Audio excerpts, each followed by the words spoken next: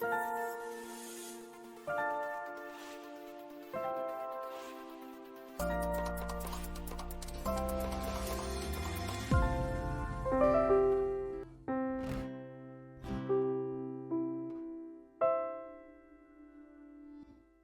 saadjie is gesaai by Johan Cronje en sy vrou Erna Cronje.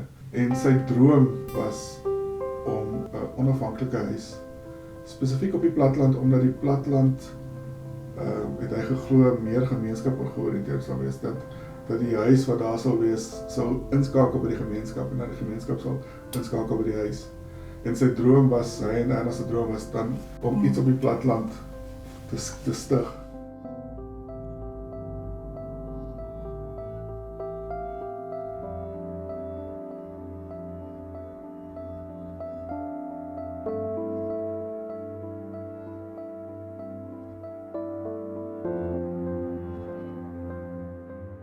Radio Fynbos in samewerking met Revolve Productions is dan nou vanmiddag hier aan huis van huis Wallace Anderson in Riversdal.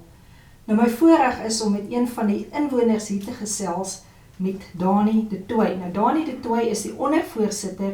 Hy is ook op die bestuursraad en die huisraadslede en ook een van die seniors in die huis. Dani, baie dankie dat jy 'n onderhoud met ons toestaan. Ons waardeer dit regtig baie. So voorreg om te wees, hier te wees. Dani, vertel ons 'n bietjie meer van huis Wallace Anderson. Huis Wallace Anderson, die saadjie is gesaai by Johan Cronje en sy vrou Erna Cronje. Johan Cronje het sy nek gebreek en 'n kwadripleeg geword in 1966. En toe is hy van 1976, as ek reg onthou, in die Cheshire huis in die Kaap. En hy het baie gou besef, gestremdes in die tradisionele sin, word gewoonlik in instansies, hulle woon in instansies en dan word daar vir hulle besluit oor hulle welstand en oor hulle lewens basies. Ja. En jy het baie min autonomie. Ja. En sy droom was om 'n onafhanklike huis, spesifiek op die platteland, omdat die platteland, het hy geglo, meer gemeenskap georiënteerd sal wees, dat die huis wat daar sal wees, sal inskakel by die gemeenskap en dat die gemeenskap sal inskakel by die huis. En sy droom was, hy en Erna se droom was dan om iets op die platteland te stig, waar hulle dan ook ander gestremdes kan dien. Want daar is baie gestremdes in die selfde situasie. Ja. Maar spesifiek, die wêreld van gestremdheid het onderkulture, ek moet dit net gou vinnig sê. So die wêreld van die dowe en die wêreld van die blinde is nie dieselfde wêreld nie. En daai mense deel nie werklik so baie nie. Al sou jy sê, maar dit is albei gestremde, maar dit is eintlik wêrelde verwyder. Ja. So Johan het dit geweet, want Cheshire huis was 'n huis met algemene gestremdhede. En hy het gou besef dat vir 'n gemeenskapssin en vir 'n eenheid in so 'n huis sal dit beter werk as dit mense is van soortgelyke gestremdheid en hulle besluit toe spesifiek op spinaal gestremdes en dan bietjie meer spesifiek kwadripleeg. Omdat die wêreld van 'n kwadripleeg en 'n parapleeg verskil ook nogal baie. Omdat 'n parapleeg net baie meer onafhanklik is as 'n kwadripleeg. Ja. En toe kom 'n derde vriend van hulle ook by Cheshire huis bly, Johan Ortier, en toe besluit hulle, goed, hulle gaan probeer. En ek dink Huis Wallace Anderson as 'n organisasie is in 1988 geregistreer. En toe het hulle voluit met fonds en sameling begin. En Johan het blykbaar altyd gesê, hulle bedel nie. So al hulle projekte was net dit, projekte wat fondse en sameling. Ja. En dan het hulle die projek beman. Reg deur die dag, dit moes nogal vir hulle vermoeiend wees. Ja. Dat hulle tot in die aande dag gesit en die projekte beman. En so het hulle dan uiteindelik, ek dink in 1992, moes hulle toe 'n besluit neem, want na klomp aansoeke vir boulenings van die staat, allerhande hulp, het die staat hulle die hele tyd net vertraag en te sê, die besluit is amper geneem, nog net die volgende vergadering. En dan gebeur dit net nie. En toe in 1992, toe het hulle rondom 340.000 in hulle in hulle bankrekening, hulle besluit toe, maar hulle gaan die projek alleen probeer voortgaan, sonder En in daardie tyd was dit 'n baie groot bedrag geweest, Dit nee? was, maar dit was nog steeds nie genoeg nie, Ja. want dit het nie heeltemal eers die boukostes gedek nie, en dan moes lopende kostes, soos die personeel, kos, al die inwoners wat daarna kon bly, Ja. al daai goed, die fondse was nog nie daar nie. Ja. So dit was, soos hulle in Engels sê, a leap of faith. Mm. Maar dis een ding wat Johanna hulle definitief gehad het, hulle het definitief hulle oog op die Here gehad van die begin af. Dis eintlik maar een van die hoekstene van Wallace Anderson, want hierdie huis is so vol groot en klein wonderwerkies, wat baie mense nie van weet, die mense wat hier bly, ons vergeet af van partykeer. En jy het my nou vertel van so groot wonderwerk en dit het my hart so getref van toe hulle dit omgedraai het. Ek wil dit nou nie uit jou mond uit gee nie, maar daardie wonderwerk wat hulle Ja, sien. hulle kort voor hulle sou intrek, het hulle nog rondom presies R70,000 geskuld op die boukostes. En hulle het nie geweet waar dit vandaan gaan kom nie. Hulle was bietjie radeloos. En Johan het die oggend vir sy vrou gesê, ons moet bid, want hy weet nie, want Johan was nogal 'n planmaker, hy was 'n baie pragmatiese, gedrewe persoon. En later toe kom die tesourier met 'n kaartjie na hom toe, en hy sê vir hom, ek dink jy moet hierdie lees, en hy gee dit vir Johan. En Johan lees net voorop het iets gestaan, soos, dit was 'n Engelse persoon wat het gestuur het, ek gaan nou sê wie, en sy is Engels, so sou in Engels geskryf gewees, maar sy het iets voorop gesê vir hom, sterkte met julle projek. En die tesourier sê vir hom, nee, draai die kaartjie om. En agter op die kaartjie was 'n cheque vasgestapel van R70,000. En niemand buite die binnekring het geweet hoeveel hulle skuld op die boufonds nie. Ja. Dit was nie bekend nie, want hulle was half sensitief daaroor op daai stadium. Ja. Omdat hulle baie kritiek gekry het en baie teenkanting. En hulle, jy kan ons verstaan, hulle was nie lus om vir mense te sê, luister, ons skuld nog R70,000, maar ons gaan aan nie. Ja. So dit was absoluut 'n wonderwerk. En die persoon wat dit gegee het, was mevrou Lenet Crowley. Sy is 'n baie welgestelde vrou wat in die Kaap gebly het, sy is al oorlede. Maar sy het 'n trustfonds gestig, ek is nie seker of net voor of net na dit nie, waarmee sy mense gehelp het, maar sy het self 'n seun gehad, wat 'n kwadripleeg is, maar hulle was in 'n finansiële posisie, hy het nie in Suid-Afrika gebly nie, hy is versorg in Brittanje, in Engeland, ergens. Maar die punt is, sy het gestremdes op die hart gehad, en ek het geen idee, ek dink nie as Johan weet hoe sy gehoor het van die huis aanvanklik nie, maar sy het later 'n vriend van die huis geword, wat ons deur die jare baie gehelp het. Sjoe, maar dit moes omtrent 'n oomblik gewees het. Ek glo, ek was natuurlik nog nie daar nie, ek het eens later by die huis aangesluit. Maar ek kan glo, vooral as ek verstaan, mens moet besef, hierdie projek het in erns in 1988 begin. So vir 4 jaar het hulle gesoeg en nie regtig hulp gekry nie, hulp van die mense om hulle, van hulle gemeenskap en vriende en mense wat hulle goed gesit is, maar nie offisiële hulp gekry nie. So die ding wat hulle sou die vrede gee dat hierdie ding gaan werk, die staatshulp, het net nooit gekom nie. So hulle was heeltyd gespanne oor die projek. Ja, nee, jy kan jou dit net indink, maar weet jy, jy het net nou gepraat van klein wonderwerkies, groot wonderwerkies, en ek is nogal baie sensitief vir 'n plek se atmosfeer, jy weet waar ek instap, en jy kan dadelik ervaar, jy is op 'n grondgebied waar geloof 'n baie groot faktor is.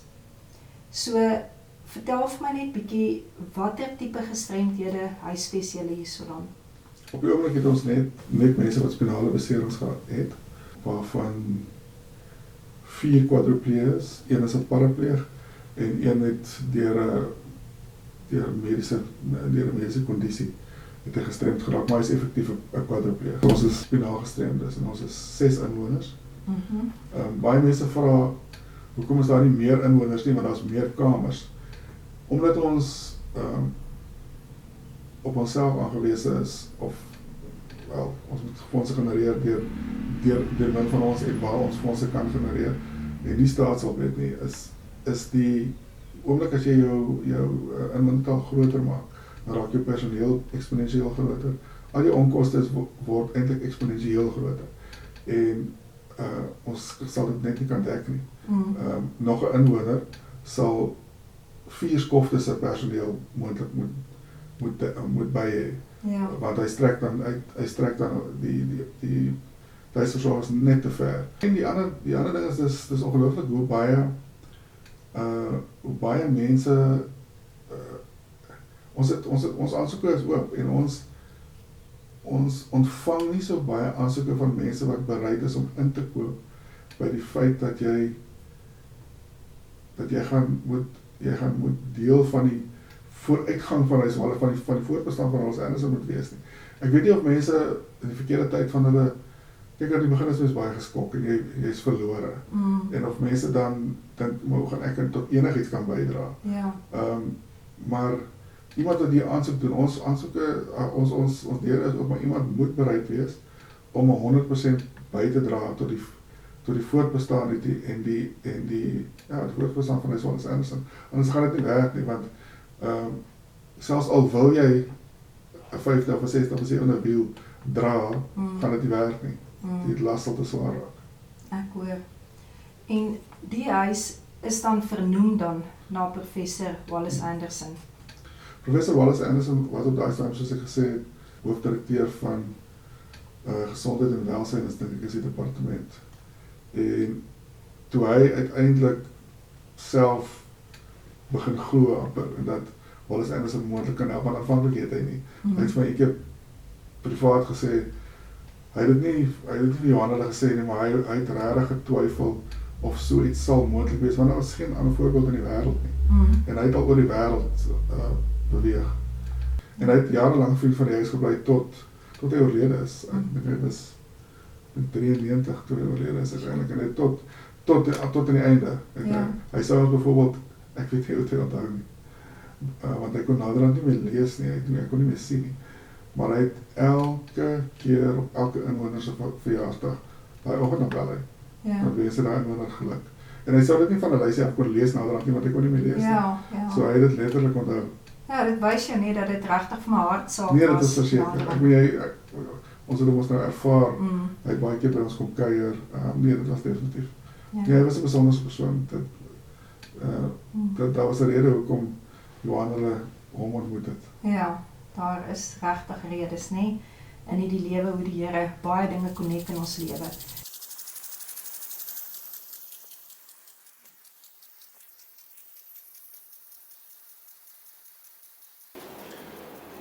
Ons is nou in Wallace Anderson Computer Designs, die naam het ons uitgedink in 1997, het klink 'n bietjie lank, maar ons het gedink, ons werk met rekenaars en die plan is om te ontwerp so Wallace Anderson Computer Designs. Dis 'n drukkery en ons doen ook, ek het nie Afrikaanse woord daarvoor, vinyl signwriting. Hoe Wallace Anderson Computer Designs begin het, in die laat 90s, was ons 4 jongmans by Wallace Anderson. Ek dink ons was almal onder 26, onder 27. In elk geval, Johan Cornier, die stigterslid, het gevoel, ons moet iets hê om te doen met ons dae. Ons kan nie net in die son sit nie. En hy het gevoel, een van die projekte wat hy dink, as mens nou in ag neem, dis die begin daarvan, van die tipie, dit was nog maar net 'n woord wat net begin het, of 'n konsep eintlik. Maar hy het daarvan uitgevind en hy het gedink, dis iets wat ons sal kan doen. En toe is Wallace Anderson Computer Designs gebore. Ons het eintlik in 'n klein vertrek hier langsaan, begin in 1997 met 2 rekenaars. Ons het iemand gehad wat ons kom bietjie touwys maak het met die sagte ware. En dit het intussen gegroei. In 2000 het ons hierdie nuwe vleuel bygekry met fondse wat gegenereer is uit Wallace Anderson self, of dit was vir ons 'n sameling, maar ek bedoel, dit was nie 'n enkele donasie of 'n staatssubsidie nie. En die besigheid is self onderhoudend. Ja, en ons doen allerlei drukwerk en vinyl signwriting en signage. En julle is baie afhanklik van fondsinsamelingsprojekte. Wat doen julle? Kyk, ek het by julle betrokke geraak toe ek nou maar by julle kom bedien het, Beyond the Label. So van daar af sien ek meer waarmee julle besig is. Maar wat is julle hoofinsamelingsfondsprojekte wat julle tans loods? Kijk, ons het nou so pas die 28ste November ons enkele grootste fondsensamelingsprojek gehad. Dit is 'n kermis. Ja. En wat is maar basies uitmaak is, goed wat 'n kermis maar altyd het, ek sê 'n kermis op 'n bazaar, baie mense sê, dit is nie 'n kermis, dit is 'n bazaar. Koektafel, vleistafel, pannekoek, puddings, dit is soort goed. En dis ons enkele grootste fondsensamelingsprojek. En dan het ons deurlopend deur die jaar kleiner projekte. Ons het 'n plaaslike pretdraf gehad. Ons skakel in by Loslidag, Nasionale Loslidag. Ja. Ons maak ook ons skryf ook briewe aan spesifieke trustfondse wat aan ons fondse skenk. Dit raak al hoe minder. Want dit lyk of die fokus in Suid-Afrika omtrent heeltemal wegskuif van enigiemand en na kinders en opvoeding toe. So gestremdes word gesien as 'n, wat is die woord in gestremdes befondsing, as jy verstaan wat ek bedoel. Dis nou siniese siening, maar dis nie myne nie, maar dit is dit is wat jy in elk geval ervaar van buite af daardie frustrasie. En dit bring my by die volgende vraag, dan klink dit nie of jy regtig staatssubsidie kry nie. Nee, ons kry glad nie staatssubsidie nie. Die staat het ons subsidie aansoek afgekeur en ons het weer aansoek gedoen, dink ek, as ek reg onthou, ek weet dit was ook voor my tyd. Maar dit was nog nooit suksesvol nie. En toe, met die genade van die Here het ons toe maar aangegaan soos ons aangaan. Daar's seën daarin. Ja. Dis moeilik, maar daar's seën daarin ook. Ja. En sou julle wel donasies kry, Dani, reik julle dan 'n 18A artikel kwitansie uit? Ja, ons is BTW geregistreer, so ons kan dit doen, ja. En dan is julle geaffilieer by APD? Ja, ons is geaffilieer by Western Cape APD. Ja, dit is dan nou die Association for Persons with Disabilities. Dis reg. En wat behels dan hierdie affiliasie wat julle met hulle het? Ons funksioneer as 'n onafhanklike tak. Baie van hulle takke is effektief projekte wat hulle as voogte optree. Dan is dit soos werkswinkels vir gestremdes en instansies wat wel voogte nodig het. Maar ons is van hulle min takke wat onafhanklik kan funksioneer. So dis basies ons beskrywing 'n onafhanklike tak van Western Cape APD.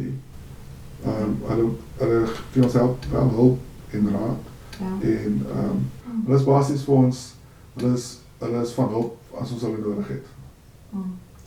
Dani, ek het nou, dink ek, meer oorhoofs gehoor van die huis, maar ek wil by die hart van die mense van die huis uitkom. Wat kan jy vir ons daar buite vertel, wat jy graag sou wou gehad het, mense moet sien van julle harte? Weet jy, dat ons net gewone mense is, dat se fisiese omstandighede net ergens in jou lewe, want nie een van die inwoners is van geboorte in 'n rolstoel nie. Ons is almal verskillende stadiums in ons lewe. Om die waarheid te sê, ek dink die jongste was 18 toe hy sy nek breek. Ek persoonlik was 23 geweest. So jy's 'n jong volwassene al reeds, jy het al klaar soort van rigting in jou lewe. Ja. En ewe skielik verander die reëls. Ja. En jy is net nie voorberei daaroor nie. So ons is normaal funksionerende mense, bedoel ek, uit jou siege en in jou wese. Absoluut. Maar die details is net 'n bietjie anders. Ja. En anders genoeg, dat dit duidelik van buite af anders lyk, en mense baie keer 'n vreemde indruk mag gee, of ongemaklik met jou mag maak. Dit is nou 'n bystelling, maar ek is soos die buurman langs aan. Ja. Ek is net in 'n rolstoel. Ja. En ek dink dis dit wat mense, ek kan jou 'n staaltjie vertel. Dit het al baie gebeur. Laat maar dit al baie gebeur. Mense sal hier inkom wat die huis glad nie ken nie. Dan is die eerste persone wat hulle sien iemand in 'n rolstoel. Dan is dit nou ek dis 'n persoonlike ervaring. Dan kyk die persoon verwoed rond. Hy wil nou iets vra, maar hy kan nie vir my vra nie. Hy soek nou iemand wat loop, wat hy net kan vra wat hy wil vra. Ja. En dan gaan ek gewoonlik nader en ek breek die ys en dan kan ek sien hoe ontdooi die persoon. Ja. En dan vra hulle nou maar vir my. Ja. Want hy sien eweskielik hy kan maar vra. Ja. Maar dit gebeur baie. En hy was 'n vriend van die huis wat eendag vir my gesê het, sy vrou het hier gekom en hy het vir sy vrou gesê, jy gaan nie na daai mense toe nie. Dan sê sy, maar hulle is nie anders nie, kom maar, nee, ek kan nie. En toe die ys uiteindelik gebreek is, toe is ek net soos iemand anders wat ek ken. Ja. Ek het 'n goeie vriend wat, en dis my die voorbeeld. Ek het al tussen 'n terugslag gehad, so ek het baie swakker geword. Maar toe ek so klein bietjie sterker was, al reeds in die rolstoel, toe kon ek voor in 'n voertuig sit, maklik.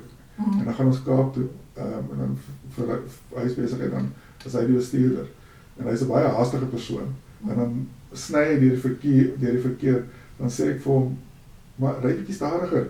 Dan sê hy, ekskuus man, ek vergeet jy's in 'n rolstoel. Hy sê nie, hy sê ek vergeet net. Maar ek weet wat hy bedoel. Ja. Want hy vergeet net op daai oomblik, want ek sit langs hom, ons ken mekaar al jare lank. Ja. En vir hom is ek net sy vriend. Ek is nie sy vriend in 'n rolstoel nie. Ja. Natuurlik pas hy aan onder omstandighede, maar dis nie hierdie bepalende gedagte nie, as ek dit so kan stel. Ja. En dan gaan ek jou met so laaste vraag los. Wat sal jou droom wees vir Huis Wallace Anderson? Weet jy, ek dink dit gaan nou geestelik filosofies klink, maar dit is nie. Ek gaan eers net sê, die Here, soos jy nou gesê, die Here het 'n plan met alles. En daar's 'n rede hoekom hierdie huisie so is. Dat dit, selfs al het ons ander idees, dat daai doel vervul word. Ja. Wat ook al daai doel is. Ja. Ek bedoel, ons mag heeltemal 'n nie verkeerde visie hê, maar as jy verstaan wat ek sê, baie keer is jou persoonlike visie van jou eie lewe nie wat die Here van jou wil hê nie. En dieselfde met enigiets anders, met 'n organisasie ook. Ja. Dat dit vervul word. En dan as ek my eie interpretasie moet gee, of my eie analise, sou ek sê, dat dit wat ons kan bied, die oorspronklike doel van Huis Wallace Anderson was, om mense met gestremdhede lewe so normaal as moontlik, waar hulle self kan uitleef, om dit te bied aan soveel as mense moontlik binne die konteks dat dit moenie 'n instansie word nie. Want ons is nie 'n instansie nie. Ja. Ons is so nader aan 'n gesin in konteks as aan 'n instansie. Want 'n instansie is jy 'n persoon in kamer nommer 9. Dis reg. En ons is nie so nie. Ja. Danie de Tooy, dit was regtig vir my voorreg om met jou te gesels. En ek kan net vir julle sê, luisteraars en kykers, tussen hierdie mure is daar mense wat droom net so normaal soos ek en jy. En hoor wat hy gesê het, hierdie is nie instansie nie, dis 'n huis, dit is familie. En is ons almal nie, maar op die einde van die dag familie, waar ons kinders van God is, waar ons aan Jesus behoort, en waar Heilige Gees in ons is, en waar hy die een is, om ons te oortuig, om daardie hande, daardie voete te wees, van Jesus, wat baie raak sien, en wat baie deur ons, Jesus, kan ervaar. En dit kan ek vir jou sê, Danie, dit is wat ek by julle ervaar. Dis baie. Baie